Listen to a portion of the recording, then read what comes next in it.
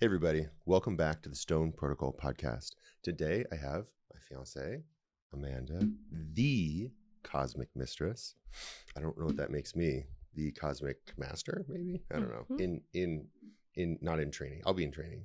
So relationship is actually about training oneself, about helping your trainer train you, and then also lovingly encouraging your partner to train themselves. So one of the things that I would like to talk about today, this is going to be a two-part podcast. Part one on my podcast, and then part two on Amanda's podcast, is about conflict resolution in relationship, particularly during some of the early stages. It's the getting to know you, getting to piss you off, getting to hurt you, and then getting to heal. Mm-hmm. And so from this perspective, we've choosing to be in a prism. Also on the show, The Prism, here at Let's Do Podcast. So get excited for that. Thank you, Yuval. But to be able to shine our light in such a way that other people can hopefully learn and grow and heal their relationships as well, and get into a healthy relationship. I've been divorced twice. You've been a serial monogamous. You have two children. I have one child. And so we have a lot of aggregated data of relationships. And aggregated baggage. Much of it is healed, some of it is not. And so from this perspective, everyone that I know, at least, when they enter into a new relationship, they bring things with them. Mm-hmm. Home is where the heart is. And if you're bringing your heart with you, sometimes you have things in your home that can have some sharp edges. And so from that perspective, I invite us to share and learn and grow and, dare I say, teach ourselves how to be better. I love that. I think relationships usually start with the attraction, chemistry, and also enjoying each other for a certain period of time. And then you move into the wounding phase, which is where both people's wounds and patterns come up to heal. Mm-hmm. For you and I, there's been quantum leaping of timelines and pacing, quite entangled, for these processes to play out, to where, after a week, we're probably actually before a week, we were in the wounding phase. 100%. But we had some situations where rupture occurred that we had to repair. Yeah. Well, the cool thing about Rupture is that there are salves for the heart and soul, much like bison tallow balm. Would you like some bison tallow? Yes, please. And so we can salve up and we can heal and we can understand the wounds that they're ours, but that are historic, whether it's the mother wound and father wound, some of the, primordial wounds, archetypal wounds that we then have, or wounds that are created in relationship. And so you asked me to lead this first one. So let's dive into, do you want to discuss at your home or at my home, the conversation we had on the phone? Do you want to do the one where the kind of the initial rupture at your home? You don't have to. No, I would love to. Okay. I would love to first preface with the fact that rupture is meant to happen. Yeah. Rupture is meant to happen. It's okay that it's happening. Yep. It's not bad. Right. Rupture happens so we can repair and heal. And I think it would be good to give a little bit of context around the patterns and wounds we both hold, and how that showed up at my house and then the conversation thereafter. Great. So I'll just share for me. Please. My primary wounding and pattern is around not being enough. Mm-hmm. And so the way that plays out in relationship is through people pleasing, appeasing, not honoring what's true for myself in order to maintain connection with who I'm in relationship with, because that feels safer than the risk of sharing my truth with the potential of losing the connection. Mm-hmm. And so growing up for me, I allowed myself to stay very small and to please everyone around me, starting with my parents, to keep them happy, because if everyone else around me was happy, then I could be safe. if I didn't challenge other people, if I didn't share what was true, if I didn't pay attention to my own needs, my own feelings, and my own experience and make that a part of their reality as well, then there was no risk in losing the connection. Right. So for us, that played a role in the conflict that arose in my home. That has played a role in relationship. That has played a large role in my relationship with my children as well. Yeah. Because how we show up in one place shows up absolutely everywhere. Right. Well, particularly when there's a lot of surface area. Yeah. And like in the intimacy of home, and it's easy to have kind of external boundaries to other people. And like on social media, you see a very curated experience when you see someone in their home, their hearth. Yeah. Well, and when, as you know, when we're in a part or a pattern or a protector or a manager, we're in that until we're not. Yeah. So we're in that place until we choose differently. Yeah. So for you, I would love for you to also share your primary pattern or wounding, and then potentially go into the context. Yeah. So I think for me, when I feel through a lot of wounding, it's a lot of abandonment wounds from my mother, from my father, having to go to internment camp for kids, also known as boarding school. And then a lot of unsafety around like being chosen. My mother always favored my younger brother, and it was a very like narcissistic split of like good son, bad son, with my younger brother being the good son. He much later came to this in his life and then has completely cut her out of his life. And I have kind of a semi-permeable membrane with her. I'm not speaking with her right now because it's just not safe to, unfortunately. And my brother doesn't speak to her at all. And so we grew up in a very caustic environment where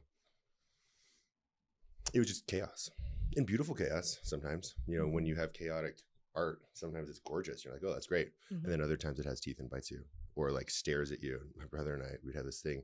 Her eyes would go like I can't even do it. It would go between the two eyes of your eyes as she's like staring, like screaming at your face, as like the total like unbridled feminine rage, Kalima, at her children. I mean, it's like, it's the worst. I mean, it could be worse. It's pretty bad. So from that place, it was very unsafe to be vulnerable or to be available or to be connected to mother or feminine or anything. And then also not being chosen as like a beloved child within the home, and then segregated. And then that then later played out in relationships with my first wife, who in many ways we had just a normal human marriage that was not very connected, but like good. We had a house and had a dog and like had like a little picket fence, like the whole deal. That's what she wanted. On paper, it was beautiful. Yeah, it was great. Yeah. And even in it, it wasn't horrible. We actually didn't really fight ever, which is kind of funny, until we did, and then it was really bad. But then with my second ex-wife, with her, it was so intense and so chaotic and so beautiful and so ugly all the time. And then that flip-flop was really painful for me. And so some of my wounding that comes up is then the feeling that I need to, you okay? Yeah. The feeling that I need to, there's like protein powder. Yeah, I'm good. That I need to control my environment to feel safe. And so that controlling energy can be very oppressive to the others around me. And that's something that I learned from my father. He's incredibly controlling. What I've learned now for myself is I can just control my own body. Like I can control this. Like there's a lot here that I can do. And then people who want to have advice, they can give me money for that. And that's called coaching. It's great. Professional advice giver. And I don't need to control them. I just encourage them to be curious about things. And so how that then plays out with my environment, though, in partnership, because we have this connection now, and I'm like so here for it. But then you are also connected to these other entities, these two children. I have Freya as well, and Friendrar, Thunder McThunderpants, my cat. We have this constellation that we're building, and they then start to make connections with Bubbles and Magda, your two cats. And so when there is the perception in my mind of an unhealthy dynamic, whether it's real or not, that's my perception. I can get pulled into a pattern of remembrance in the past. And that can then add like I'm thinking of like Sonic the Hedgehog when he like runs through gates and he gets faster. Urgency. Yeah, urgency. Yeah. And that urgency is like urgency theater because it's not real, but it feels really real. And then that makes people get into their fight or flight sensation. You know, pathways go through the amygdala, which is fear, and then people can not be their best self, and can react, you know, poorly or negatively. So that's kind of the context for me, if that makes sense. Yeah. Thank you. Yeah. And so extending on the context of the rupture in my home. And I don't even know, I mean, do you think rupture is a good way to put it? I don't know. I think it created holes in our connection that we had to repair. Yes. Yeah. Okay. Yeah. The disconnection. Yeah. So I mean, not like ISIS level, but.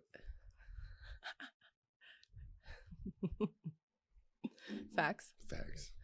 So our plan, we were holding the intention for all of us, you and Freya, me, my children, Lila and Maya, and my cats, to spend time together last week, Thursday evening, and to go play pinball and to play. Yeah.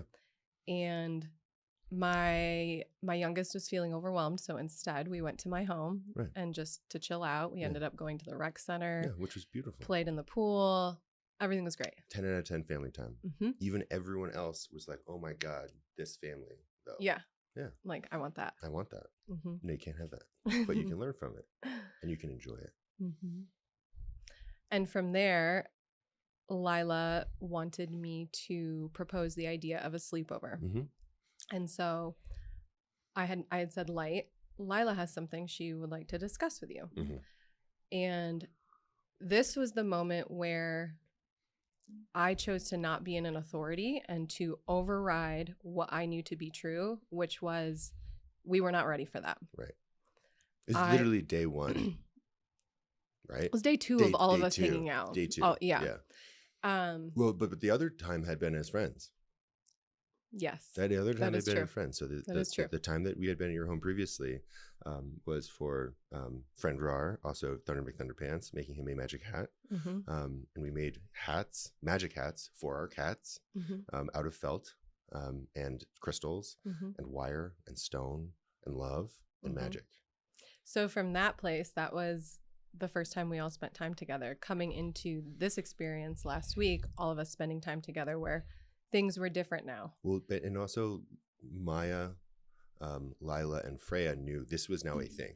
Right. This is a container now. This is where we communicated. We were in relationship. Yeah. We were engaged, had plans for marriage and a future together, had plans for no rush, but this is the vector we're on. No rush. Yes, but this is the vector. But this is all, we're laying out the container for what it is we are creating. Yeah. And so even just that, it's a lot. It's a lot. It was a lot for us. Adults. It's a lot for children. And so I allowed the excitement of my oldest daughter, who's so excited to have Freya, this person who potentially stepsister and same age, going to the same school. Oh my gosh. She literally brought a chair in from your room because she wants Freya to sleep in her room. She created a vanity for Freya and like a nightstand with all of these things. Like she was so excited. Yeah. And that made me so happy for her. And I was so excited for her. And I allowed her excitement and her desire to move faster than what I knew to be true for all of us, influenced my decision to say yes to all of us sleeping in my home. I mean, you also probably wanted some like Shiva Lingam that night too, so that makes sense. I mean, 1,000%. Yeah. And if I was more in my sovereignty in that moment, that conversation didn't need to happen. You know, when Lila had the curiosity and the excitement earlier in the day, before all of us were even together, I could have chose to lead from a place of, we will work our way there, but tonight is not the night. Yeah. Yeah. Baby steps. Yeah. Walking. I did not choose that path. I chose to go along with the excitement of my oldest daughter. I also chose to go along with the pacing that I believed you thought was necessary. Whether or not that was true, that's what I had created in my mind as far as like, this needs to happen now Interesting. in order for light to see that this is possible in the future. Oh, maybe. Maybe can you speak a little bit as to why you think that was the case? Maybe I gave those signals off. That was not my intention, if so. Mm-hmm. I think you and I had a lot of conversation around merging households. Yep. And we had a lot of conversations around what that could potentially look like. Right. And we also had many conversations around pacing and around me needing to move slow. And what I heard from you pretty consistently was that's okay. I'm okay with moving slow. And I'm trying to remember the language, which I'm not remembering specifically. It's okay. And you're not on trial. But thank you. Yeah, that's helpful. It is helpful. I've been on trial before. It sucks. Yeah. What I was interpreting was like you were okay with the pacing, with me moving slow, and you wanted to move faster. I move fast. Mm-hmm. But like Lila, that like jubilous excitement Mm-hmm. also needs to be grounded in like timelines of human, Mm-hmm. which we are. Yes. And so I'm not like telling you. I'm just, No. I'm just talking. And so if I was truly honoring my own sovereignty and pacing within our relationship and within the container that we are creating with our children, Mm-hmm. I would have had that conversation with you first, saying, I think we're going to wait for a sleepover, and Right. not even had that tab open in my mind as a possibility that evening. Yeah. And then I would have had that conversation with my daughter. Right. This isn't happening yet. When And you get and two will. Pisces together. And yeah. Yeah. And it's okay. And so And I was also excited too. It wasn't just, I was just not following just her excitement. I was also excited too. Do you feel any like shame or regret for that? If it feels a little heavy, and I just would Mhm. almost want you to just like be like, it's okay. Kind of like let that go. I'm okay with the things that I'm speaking to. I have shame and regret around what followed. Sure. Okay. Mm-hmm. Well, maybe do you want to share that then? Yeah. So what followed is everything was beautiful. Everything was totally fine. We get to bedtime. And Bedtime was great. So I had my AI angel. I custom designed. Your daughter was like, "What are you doing?" She's like, "This is taking a long time for a bedtime story." Because I'm programming. also an Aries, so wants to move quick. Yeah. And I'm programming my ChatGPT. I have an entire storyteller mode where my AI have hundreds of pages of documents of the operating system for storytelling, where it tells stories to Freya and me. There are also stories for me and our cat. Thunder knows his name. He's part of the story. He's in there, Thunder McThunderpants. And he's very powerful, Friendrar. And so I then literally created this whole thing of Freya introducing your daughter to the story world that Freya has been existing in for a year now Mm-hmm. for her bedtime stories. Yeah. And kicked out a 3-part story. We only did part 1, part 2, because then the girls started falling asleep. So we thought. So we thought, well, they did fall asleep for a little bit. Yeah. They were kind of conked out and then came back online as fear came up for them. But everything went great. And then Mhm. you were with Maya, and she Mhm. needed a little attention. And she needed a little mommy time, and that was great. Mm-hmm. I was just sitting at the foot of the bed where the 2 girls were in bed, and they're, like whispering and giggling and everything. Yeah. Mm-hmm. Yeah, everything was going great. So Maya, my youngest, fell asleep. No issues. Slept all night long. Had no idea what was to come. Yeah. Yeah. There was a moment where I thought everyone was asleep, and then I heard like some whispering, and Lila came out and mentioned that Freya had cut her finger. What I think actually happened was Lila accidentally cut her finger on something, but for whatever reason, because I don't think, did Freya mention anything? Yeah. I don't think so. Yeah, no. So I think, and the next day Lila had, I don't even know if it was her finger or ankle, nonetheless. And I was like, okay, well, do you need anything? And she's like, no. So then they went back to bed. Right. Freya, they ended up talking again. You and I went into their room. You had a conversation. I laid it out for Freya. Uh-huh. So Freya, if you want to do sleepovers again, you're going to sleep. Yeah. It's bedtime. Like, it's bedtime o'clock. Mm-hmm. And like, this is the boundary. Go to sleep. If there's an emergency, you can come get us. There's no emergency. And like, sleep. And she fell asleep. Yeah. Have you ever seen, was it a Dark City? You know the movie Dark City? Like, sleep. Yeah. It's great. Is it scary? It's a good movie. Is it scary? I mean, I'll hold you while we watch it. But that's why I haven't seen it. Yeah. So 30 minutes pass. There hasn't been much sound or movement. I'm under the impression that they fell asleep. Mm-hmm. Can I give so why are two people sharing this? Like, why are we doing a podcast about this? Mm-hmm. Like, why the fuck should you care? Okay. If you want to be in a marriage with someone with kids and you want to be in a vector where you braid families together, like, shit's going to happen. This is real. We have two sovereign adults who are doing quite well for themselves, trying to braid families together that are both professional coaches. She's a relationship coach. I'm a relationship coach. And even us, we have things that come up.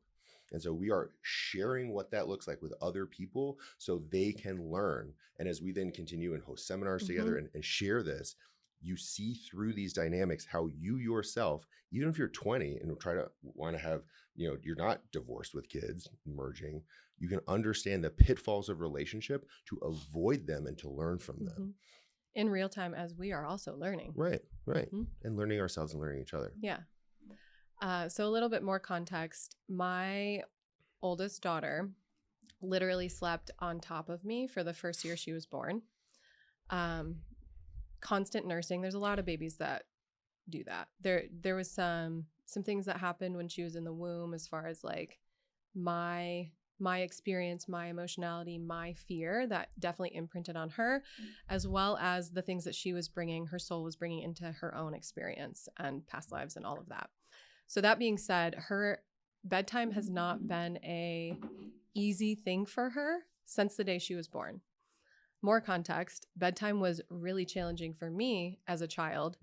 And I had issues sleeping up until probably like my mid-20s, until I really, really healed a lot of my abandonment trauma and wounding.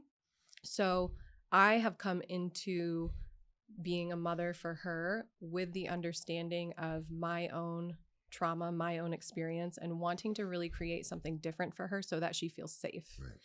And there are times where I likely bring in my own shit and it's not what's best for her. Right. And then there are times where it is what's best for her and I'm providing safety. Right. So that being said, I do typically lay down with her until she falls asleep. She's good all night. I think given this situation, the nature of all of these extra people in our home that are potentially going to be maybe in our home for a very long time altogether, that's a lot of pressure for everyone. It's a lot for even everyone. Your cats. Even my, yeah. Even Bubbles. Especially Bubbles. Jury's still out on whether or not she's a cat, where she's from, and what she's bringing into the situation. But Lila was very overwhelmed, did not fall asleep. This was about 30 minutes after you had the conversation with them. Freya was already sleeping. Can I give context for bedtime with Freya? Sure. Is that okay? Yeah. All right. So bedtime with Freya Gale Stonebridge.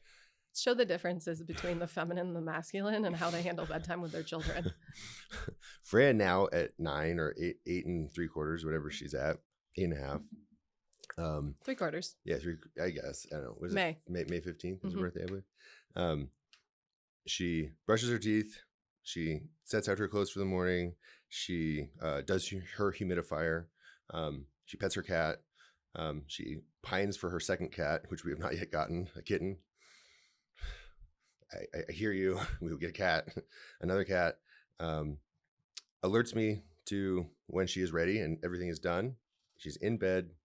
Lights are off. One light is on. Everything is done. I have programmed this experience. And I have witnessed it. Yeah, I've programmed this experience for her. And she has a self-autonomous operating that she does.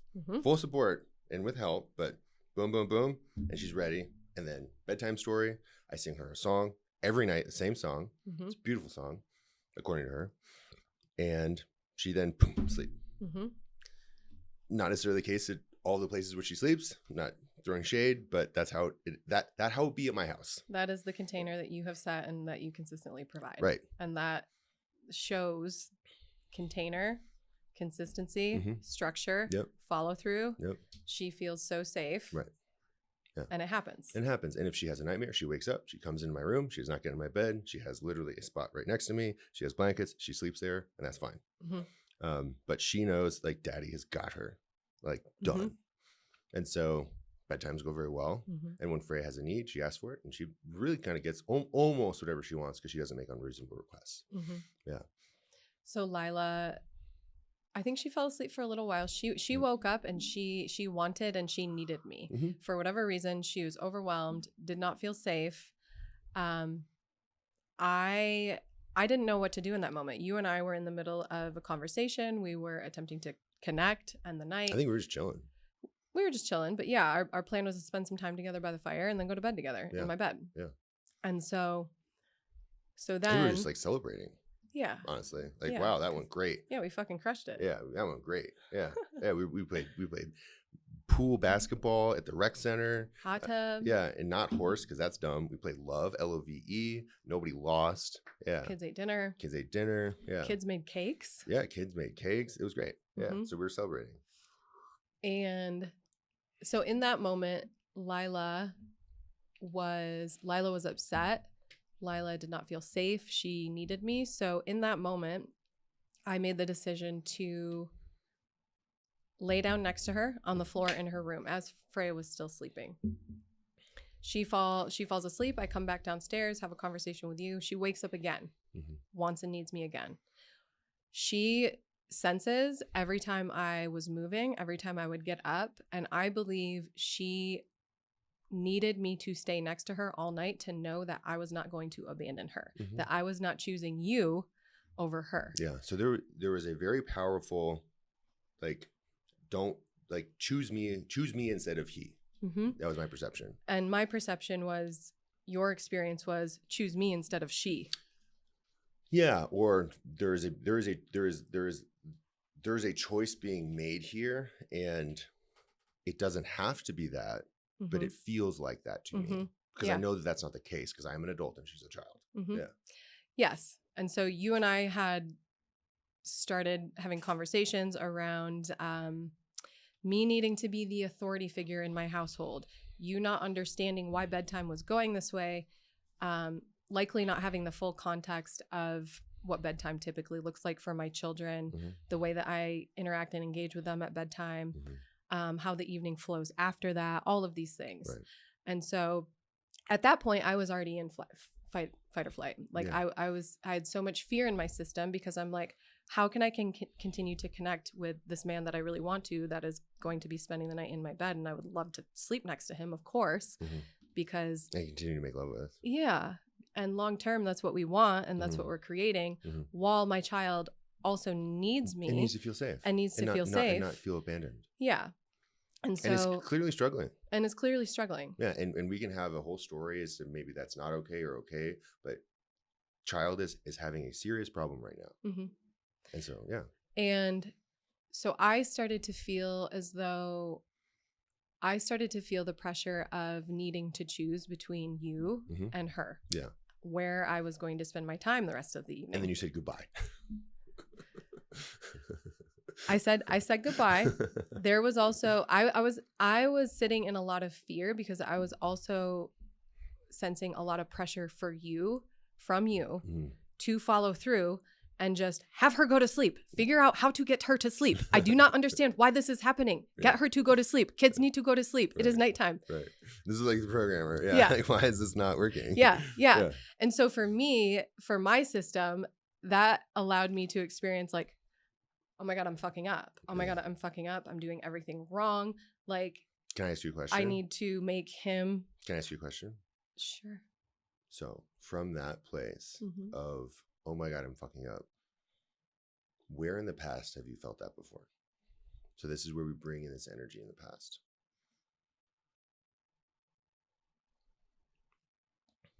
You want one place? Anywhere. Chogyam Trempa, first thought, best thought. Yeah, so for me, it was being a kid and experiencing deep fear and anxiety within myself and feeling like I was going to be abandoned at nighttime and at bedtime. Okay. So So And that me showing up in that way was fucking things up for my parents because I was a burden to them needing to go to sleep. like Lila was like them providing me emotional safety and reassurance was such a burden that I tried to figure all of that out on my own because it was too much for them. I was too much for them. And you did not want your child to have that wound. And so you were then going to resource her. So I did. Yeah. I did. And there were a few times where she woke up. I was sleeping next to her on the floor. There were a few times she woke up. You and I had more conversations. There was pressure for me to not stay with her all night. You really wanted me in the bed with you. 100% makes sense. I wanted that too. And I was feeling pulled in two separate directions.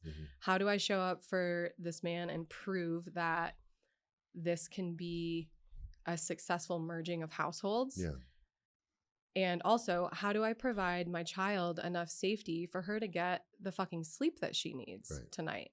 And so when I view this situation now, from a higher perspective, a multidimensional perspective, because we're seeing it in time now, and from the future, looking at it from the past, right? And we could say, oh my gosh, I wish I could just healing touch, healing wave, calm, and everyone just take a deep breath. When you're in it, it all feels so real and so powerful.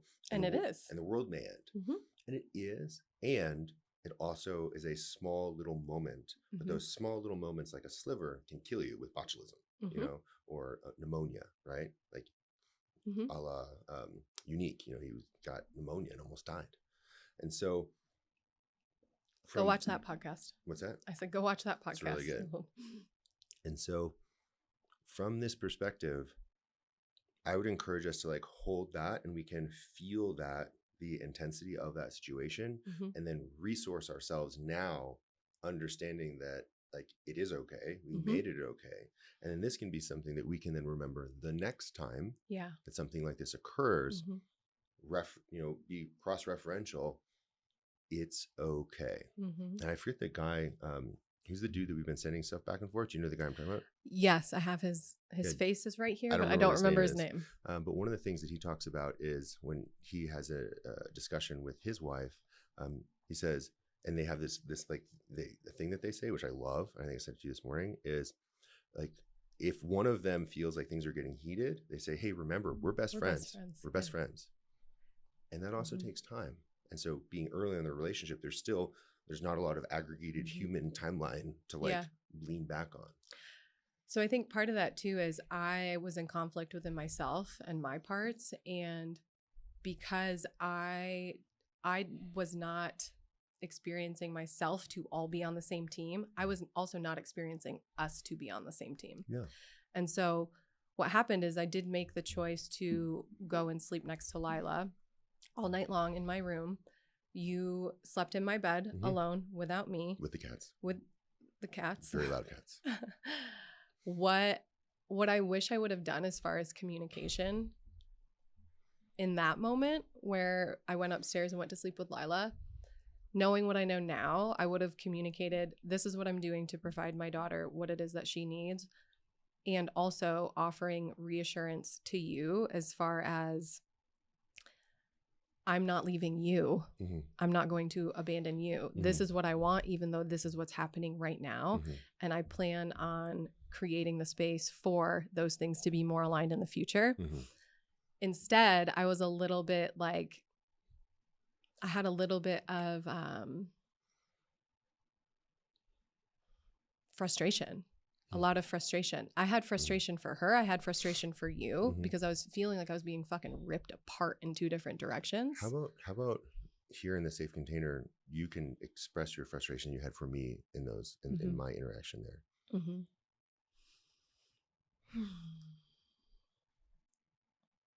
I was frustrated that it felt like you were making me choose. I was frustrated that I was experiencing you as being judgy. Really fucking judgy. Really fucking judgy, making me wrong for the content that was showing up in our life that night, making me wrong for the experience. I was frustrated that I was also frustrated with Lila. Like I was frustrated. You can focus on me right now. Okay, I'll focus on you. I was frustrated.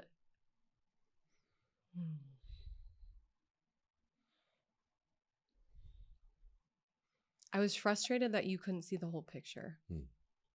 And I was frustrated that you couldn't see all of me. What parts of you was I not able to see in those moments?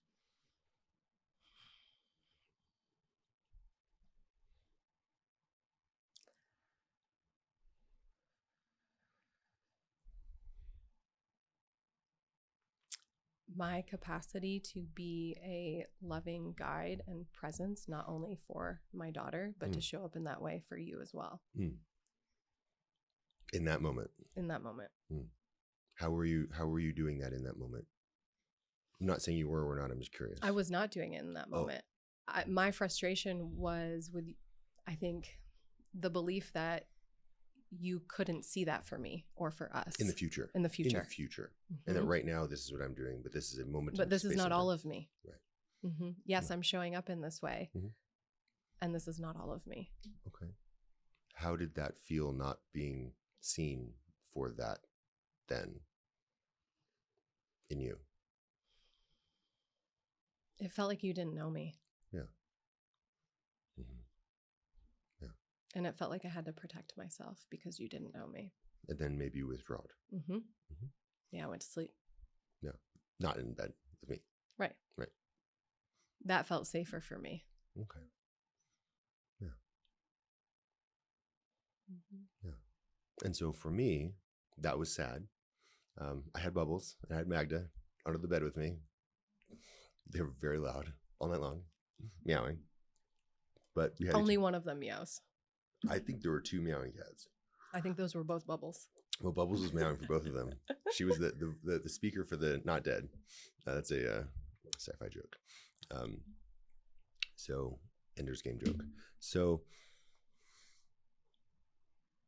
what that brought up for me was an instance with my second ex-wife where she just one day decided she was done and left. It's gone. And I remember being in my bed now that had been our bed. And she's like, no, I'm not coming home. I have a hotel room and I'm leaving you. Peace. And she framed it as a gift. I'm gifting you this thing that you know that you will be okay. I eventually was. But it was that same abandonment wound for me. Now, I also knew that in the moment, that night, this is okay. Things will be okay. This needs to change, but there's time. And so... That was not communicated, even if you knew that. Okay. Well, this was probably when I was like conversing with Bubbles. Yeah. Throughout. I think I got like 2 hours of sleep that night. Bubbles is very communicative. She talks a lot. And so I'm here for it. Her eyes were like this. I've never seen a cat that does that before. And yeah, it's crazy. These crazy eyes. She's a weird cat. Not cat. The cat that is not a cat. Maybe all of our cats know each other. They're all from the Humane Society. They're doing something, man. So, what did you learn from all of this?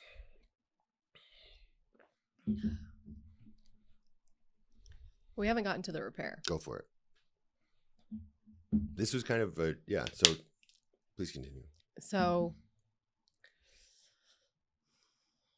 the next day, the next morning, we had a discussion. Let's just leave the rest of like the pieces of the children out and just focus on us. There's more to the story, and I don't think it's going to provide anything else that we need. Sure. You had communicated that you wanted me to create a plan. Yeah. You wanted me to create a plan as far as like, how can I become the authority and the leader within my own home? That I think you should have already been. I'm just saying that I think that you should have already been. Yeah. And that's a judgment. You think, yeah, exactly. As a judgment. Why are you not showing up this way already? Please create a plan so that I know that you can show up in this way so that potentially in the future, when we merge our families, this isn't a fucking nightmare. As the Cosmic Mistress. Mhm. The Cosmic Mhm. Mistress. Right. And I said, okay, great. I'm willing to do that. Right. And I then gave you unarguably one of the most powerful AI tools to do that. Mm-hmm. You did. Thank you. Mhm. And so I started working on that. We had some aggression on both sides, text exchange, phone call.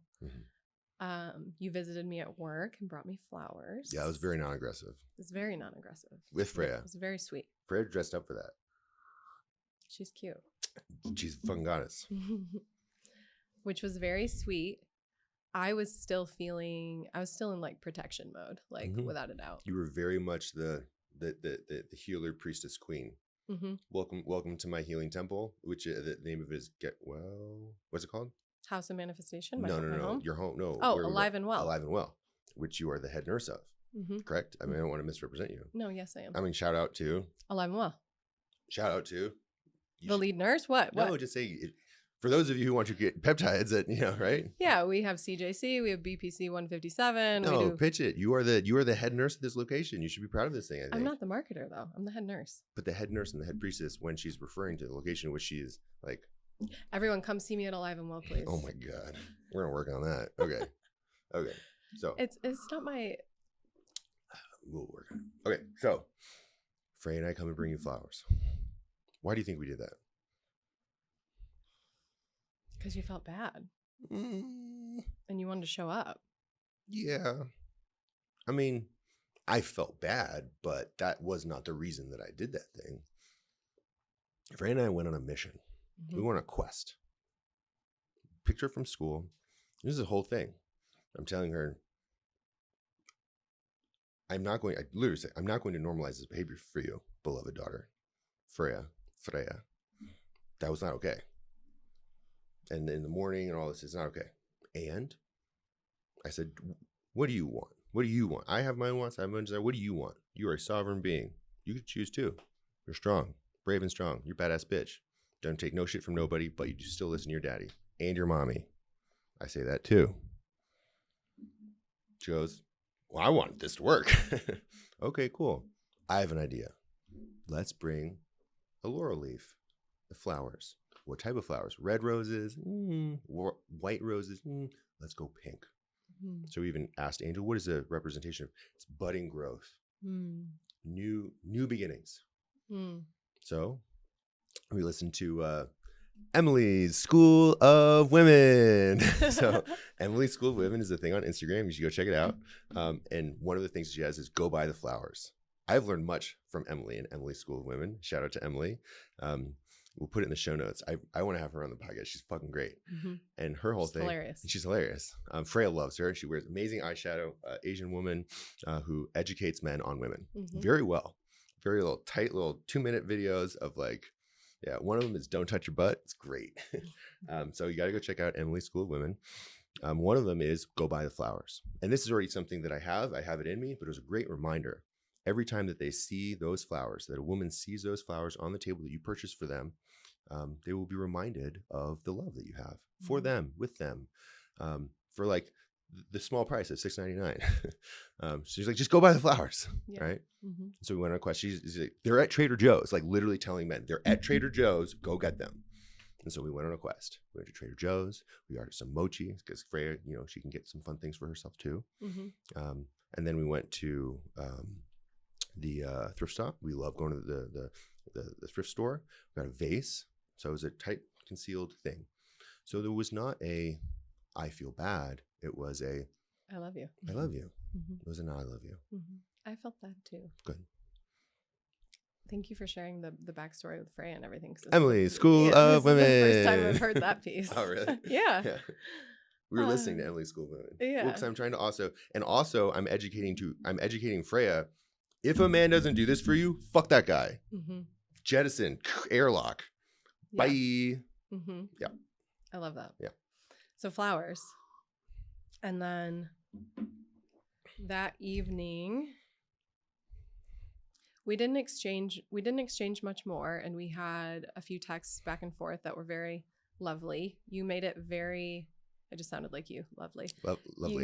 You made it very clear that you were still angry. and you were still hurt. Yeah. And probably angry too.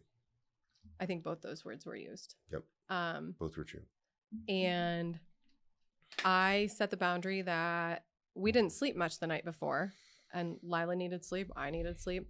You and Freya were staying at your own home. We were at our own home. I set the boundary. I'm going to be going to sleep. And important context, you then gave an entire plan of this is what I would like my home to look like. This is I followed through all that. And provided like a very, very clear, detailed structure of how this can look. At least a version of what can be. Yeah. I was very impressed. Yeah. It's great. Sounds great. Thank you. Love it.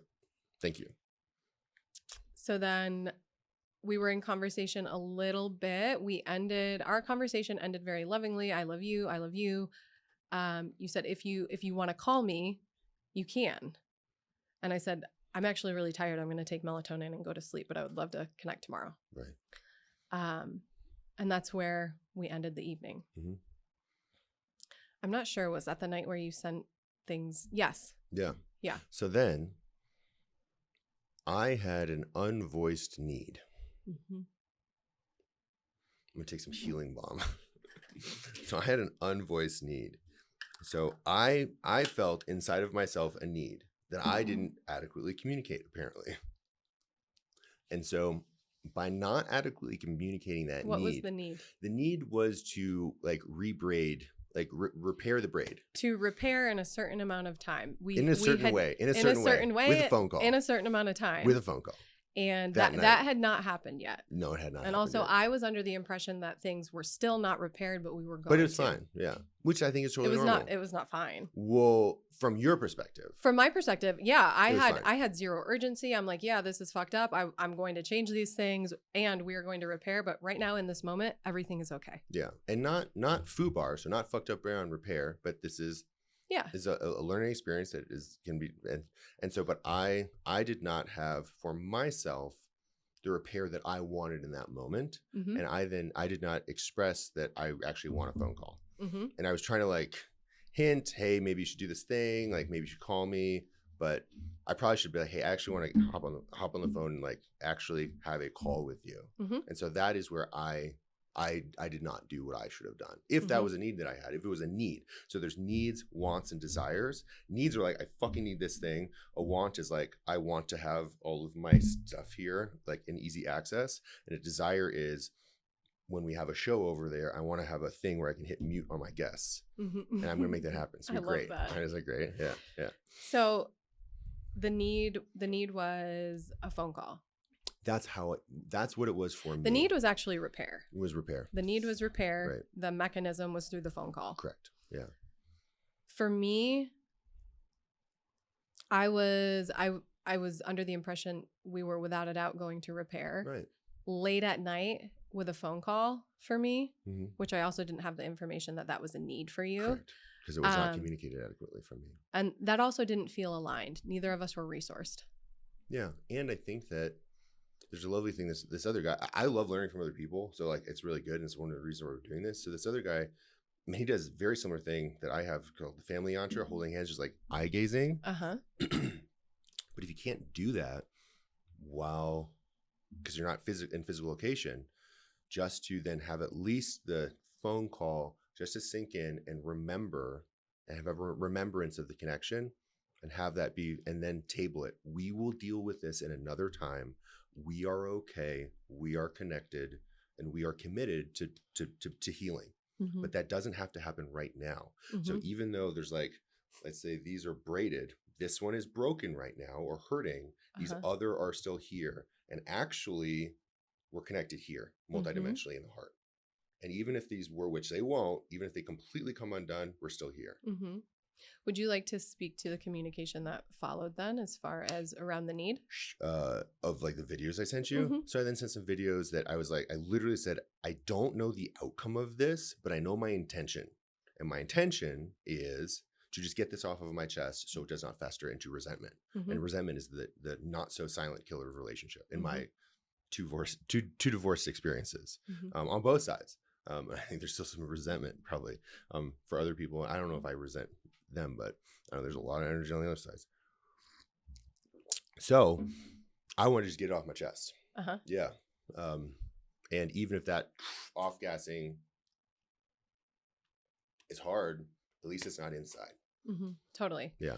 And so I didn't see that until the morning. Right. I went to bed under the assumption like everything is okay. I love you. I love you. We left the conversation very lovingly. I Yeah. put my phone on airplane when I go to sleep, so I literally had zero awareness or access to your experience. Yeah, that's fine. You're just living your life. Yeah. You're just fine. And then woke up and immediately felt more tension. Yeah. And more conflict and a little bit of Probably blindsided and like spilling, like a little bit of like the emotional spilling, which is why we also have protocols as far as like how we're going to handle conflict and repair, which is not more, through text. Yeah. And like no more like ambushy videos, which I then like literally wrote out and like said, this is what I will not to do for you because that doesn't work well. Yeah. So let's segue into the actual repair. Great. Maybe. Yeah. So I came to your home the next day. Yes. The next day I came to your home and we went through a whole. Well, I said I need this. Yes. I said I need this. And I then made it very clear. I need this repaired today, for me. It was very clear. The communication was, I need this to happen today. Otherwise, we will not move forward. I see no future. I see no future for us if we can't figure out a repair within a time block window to reconnect. I don't. Which for me felt fucking wild because I'm like, why are you threatening? I have my children today. We did not have plans to do this. I had plans to go and get my nails done with my oldest daughter. It was my parents' last day in town. So I'm like, I don't have time for this. And I made time for this, but I had a lot of frustration within myself because I was feeling it felt like an ultimatum. And it was an ultimatum. Yeah.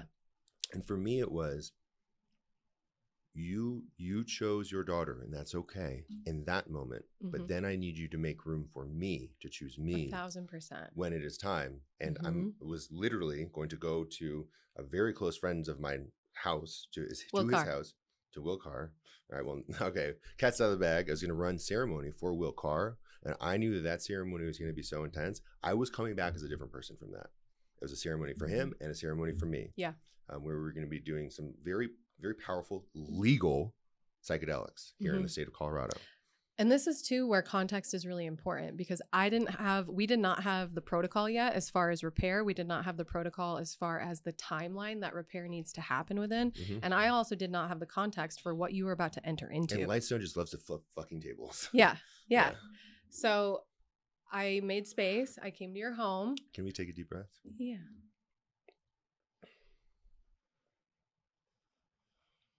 Thank you. And that to me is the reconnection.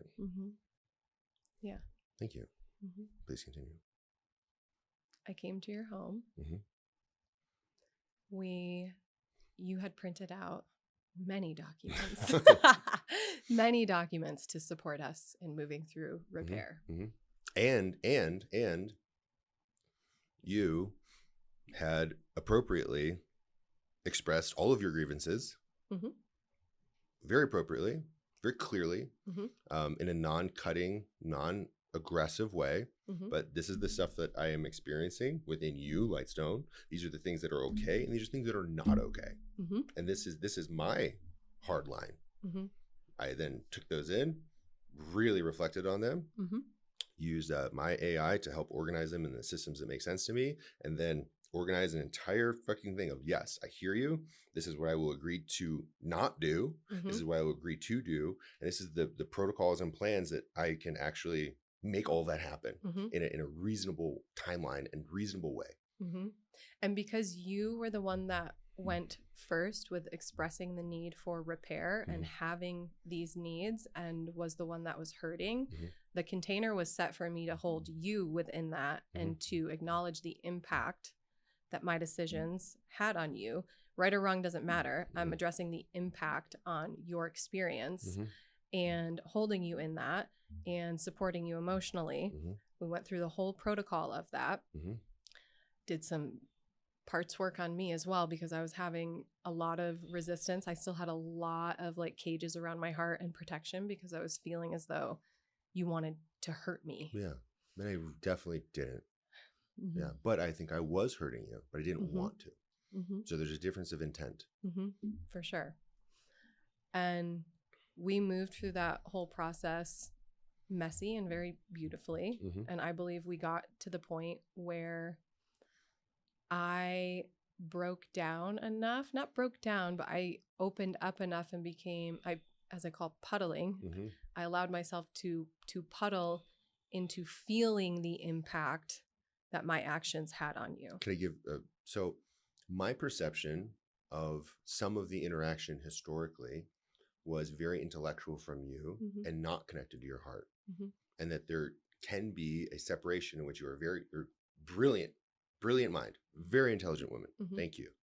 And that sometimes cannot be connected to that heart space because it doesn't feel safe to be there. Exactly. That's And the when thing. when I perceive, I'm putting this in, just talking about my perceptions, Mm-hmm. that is just mental and devoid of heart, it doesn't, an apology. You don't feel safe when I'm in that space because you're not being held by my heart. Yeah, and it just makes me angry. Yeah. Yeah. Oh, yeah. Yeah.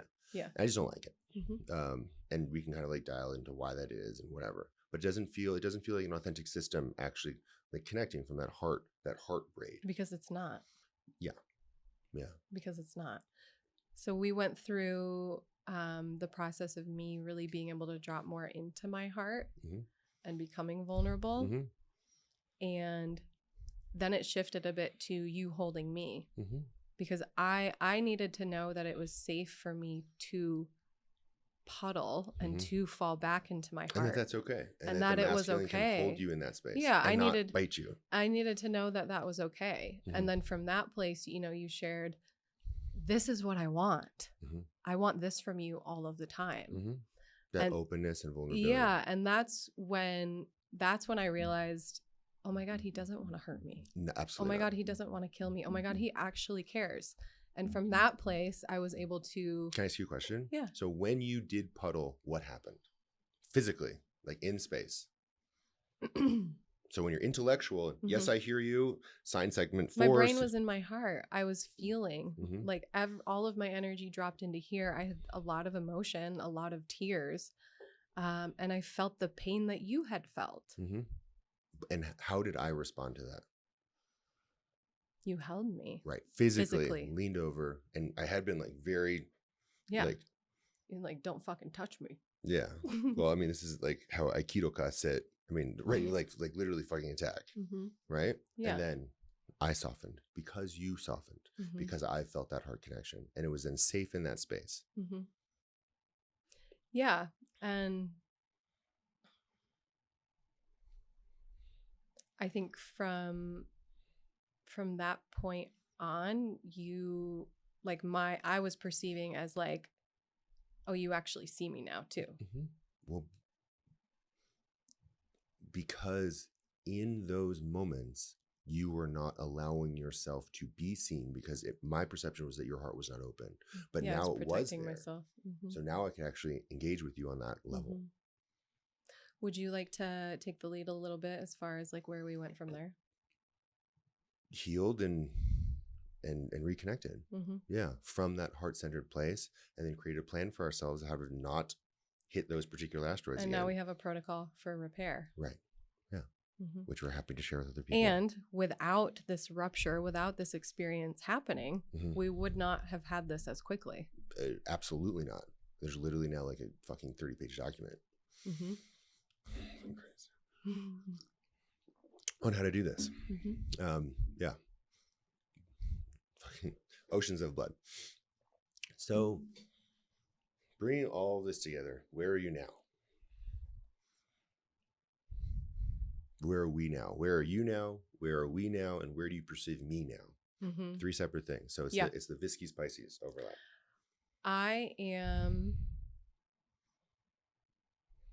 I'm feeling more capable of showing up in my sovereignty and in my true expression and communicating that to you, to my children, to the world, knowing that it's safe. Mm-hmm. And with boundaries too. And with boundaries. And you've said, I do not want this. I do not want this. And I need not this. I need this to not happen. I need this to not happen. I need this to not happen. I understand why this happened, and this is not okay. Yeah. Yeah. And I have a very strong sense of safety within that within our container now, Mhm. because I'm able to show up in that way for myself, Mhm. and within the context of where are we at now, Mhm. I'm feeling I have so much more safety and trust with you and love for you because of this experience. And I'm able to stay in my heart Right. more Right. consistently as well. Mhm. And I'm able to see the bigger picture Mhm. of why things happen the way that they did, your patterns, my patterns. We have a protocol for what to do about it. So I also have faith. Mhm. And then in subsequent conversations in which I have become angry later, Mm-hmm. you have been able to then express your grievances. These are what I'm perceiving in you, Mhm. Lightstone. Here you go. Mm-hmm. Right? You also have wounding, Mm-hmm. beloved. Here you go. And Here's the reflection. And if I lead from my wounds, I'm going to allow you to be angry and frustrated with me in a way that creates a space for me to appease you and go Mhm. on this ride of being controlled and not in my sovereignty. Right. And that's not good for anybody. That's not good for anyone. Right. And that's codependency. Mm-hmm. Yeah. And I won't speak for you, but I do believe that you being able to see me in my heart and me providing that safety that I can show up in that way, Mm-hmm. there's the opportunity for you to not be so angry or controlling with your expression because with me. that is a historic defense Mhm. mechanism Mhm. that is a protective part Mhm. that doesn't need to be there for me Mhm. and shouldn't manifest itself if I wish to be healthy Mhm.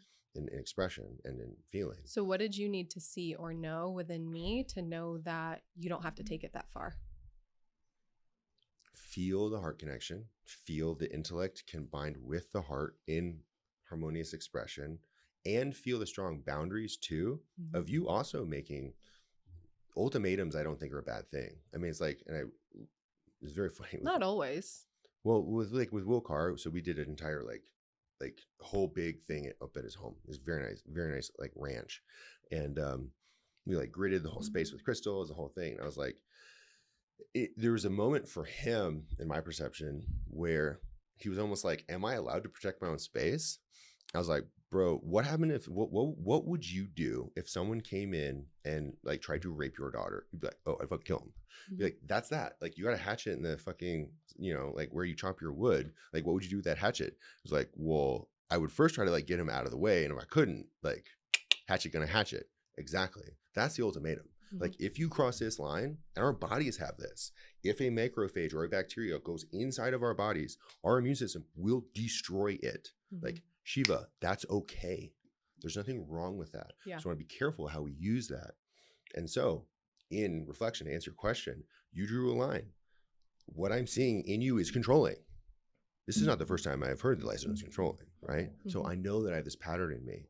And I also knew after my second marriage and even dating for a bit, there will only be things that will come up for me in relationship. And I will need to be in a container of relationship to see them clearly for these things to emerge from me. Because otherwise they're just fucking chilling. Like, I don't care about some like your perceived sense of safety is not in question. Yeah. I'm like dating some, young woman. It's like not gyrating that for me because I'm not like madly in love with her. Right. And then I break up with her and try to find my person. Okay, great. I found him. Okay. Now these things are coming up. I know that I have things I need to work on, and you hold that line. These are the things that are not okay with me. There's controlling, there's, blah, blah, blah, blah, blah. And you made a list and you texted them to me. And I was like, okay, I'm then going to integrate them. I am now going to enter into my own healing container. I'm a professional coach. I do this for other people. So I made the commitment to you. I'm going to go and either find coach or therapy, IFS, for these parts in me, right? I'm now in a place where I can re-enter into that healing container because that's not your job for you to heal me. Right. And that was the part where I was looking for you to heal me, like even in after, as we like tried to re-braid, you can help me heal myself, but that's not your job. And I made that clear to you. I will then also go and find that healing elsewhere professionally, which is great. Yeah. And that was then communicated. So to answer your question, I also needed to see that you had boundaries for you, that you were sovereign. And then I then can be held by you and saying, I will not tolerate these behaviors because they're not okay. Yeah. And you, Lightstone, have said that you will not tolerate certain behaviors in me because they're not okay. Some of the interactions with my daughters, I understand that give me time Yeah. to actually heal those wounds and resource my children appropriately over a protracted period of time. Yeah. Because they're kids. Mm-hmm. And maybe mistakes were made in the past is what it is. No one's perfect, neither is Lightstone. But we have time and we have a plan. Mm-hmm. And that is what allowed me to then calm down. So that's it. That's Mm-hmm. a very long answer to your question. Thank you. What I'm noticing that's really interesting that I think a lot of us don't realize is my ability to be sovereign and set boundaries with you Mhm. created space, from my perception at least. You went into such a vulnerable space after that. And I think we have, like, you went into such vulnerability, such care, such taking so much accountability and responsibility for the impact that your communication and your actions had on me in our relationship. Mhm. And I hadn't seen that yet. Mhm. I hadn't seen that level of like armor dropped Yeah. and vulnerability Yeah. and responsibility within you. Yeah. And I think it's interesting because oftentimes for women especially, it's not easy to set boundaries, especially with a partner. Well, especially with the fucking like huge hyper masculine Fuck no. man. Like, Yeah. no. And that's why I was telling you too. I'm like, I don't know many other women that would challenge a man like you. Yeah. And I'm like, I'm so proud of myself for being able to do that, because it's not easy for me either. Like Mhm. it's getting easier now, but I really want to speak to and like double click on the fact that me setting a boundary created space for you to be vulnerable. Yeah. And not that that's going to happen within every relationship, but that created such a beautiful opportunity for me to see you. And that's because I respect you. And so therefore, if the other partner doesn't respect the boundary, and it needs to be a reasonable boundary, which it was, I then can also check in with myself of how does it feel, this person holding this boundary? Mm-hmm. It feels good. I am causing harm here. It's not okay. Being controlling, setting ultimatums, being very structured. I need this now. I need it to look like this. Yeah. And that's hard. Then, okay, how do we then emerge into that?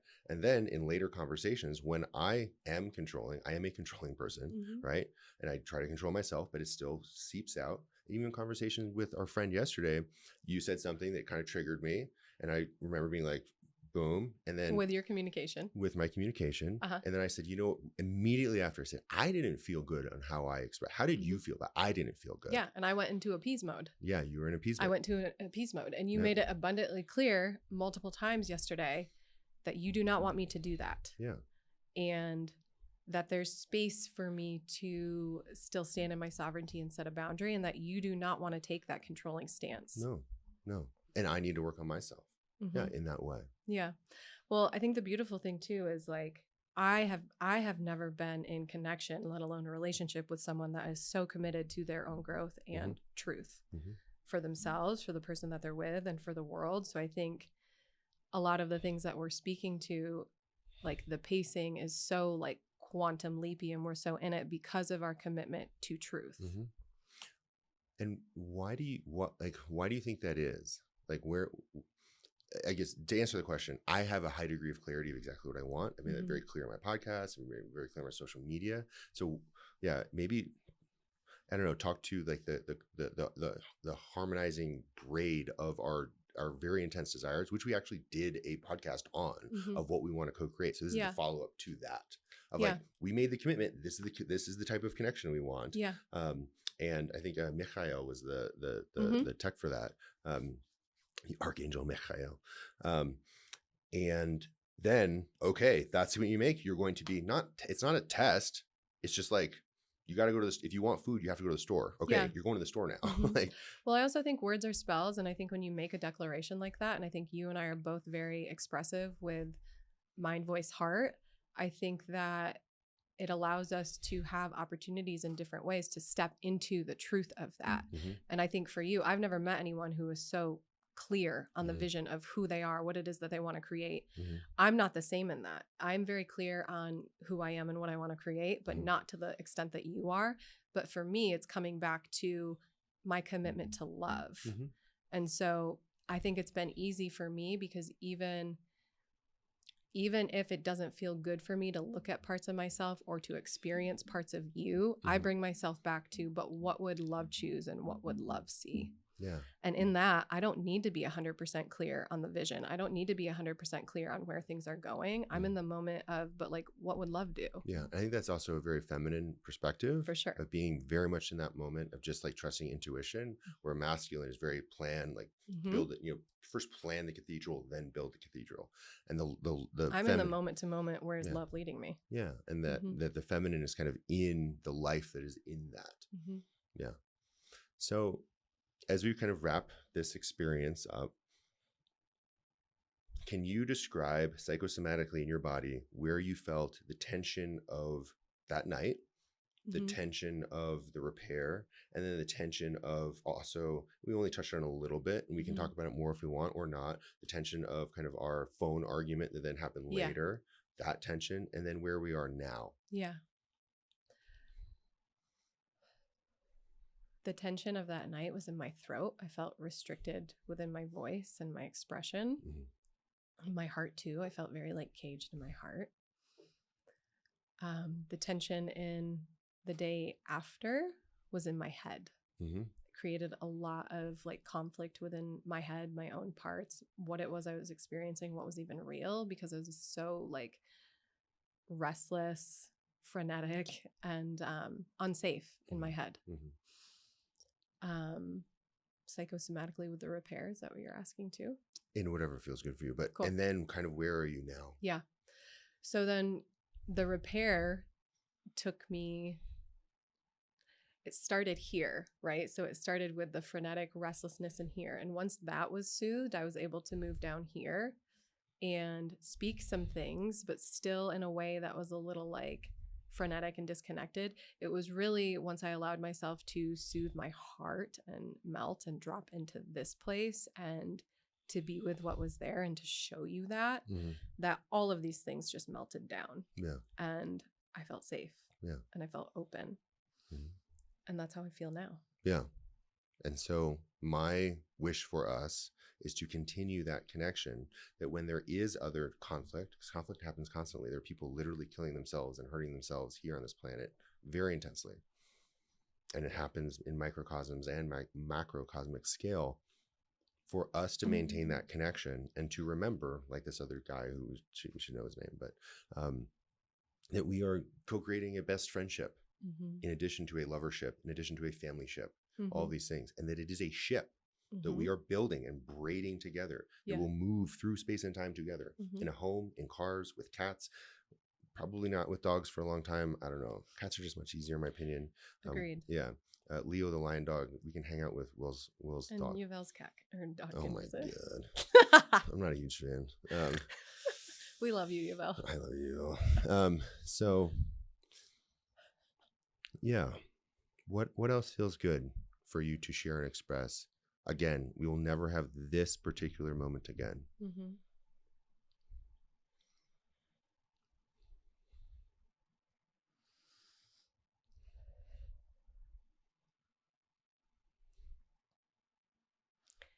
You can't follow your heart if you don't have access to it. And I think when we're in tension and we're in conflict, oftentimes we're not in the experience of our heart. And once we can drop into our heart and be vulnerable and allow ourselves to be seen, then we can lead from that place and experience the fullness and have a wider view of all perspectives. And from that place, choose how to move forward. I love that. For me, the choice I made was I am going to like cut open my arm and show you the parts of myself that I'm still working on that are infested, infected, learning, growing, healing. And if I do that, there's the fear that maybe you will not want to be with me. And then that I am somehow bad. And these things may be good, may be bad, but they are. And they are. I can keep it here and hopefully not harm you with them.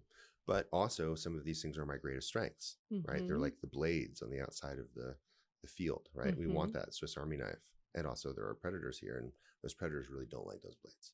But that doesn't mean that those blades need to be used in the home with beloved and with children and with cats. And so I have such gratitude to you for the growing devotion that we are building Mm-hmm. to ourselves and to braid that self with another person. Mm-hmm. And that means, and that's why I love this notion of a braid, you Mm-hmm. don't lose yourself in the braiding. Yeah. You're still there, sovereign. It's two beings braided together. And it's braided in such a way that they are separate and have chosen to be inseparable. And even if there is parts of the braid that get detached, there are other parts that are still strong and we can rebraid. And on my birthday, it was such a lovely birthday. And it was like this massive Piscean event. Mm-hmm. We were able, through ceremony and intention and lovemaking, Mm-hmm. and raiding the Vatican, to be able to heal those braids that were severed. Mm-hmm. And that even Isis can come back into the fold. Mm-hmm. Any final thoughts? Thank you. Thank you. Mm-hmm.